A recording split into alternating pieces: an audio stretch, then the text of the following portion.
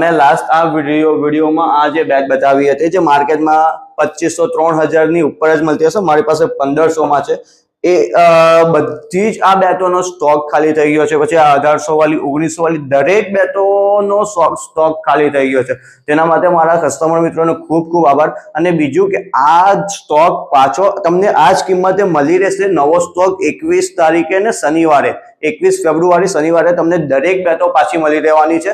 અને હા મિત્રો, મારી એક વાત છે કે તમારી પાસે કોઈ સારી પ્રોડક્ટ હોય જે તમે માર્કેટ કરતા ઓછી કિંમતમાં આપી શકતા હો, તો લોકો સુધી એને પહોંચાડવા માટે તમારે રીલ્સ તો બનાવવી જ પડશે.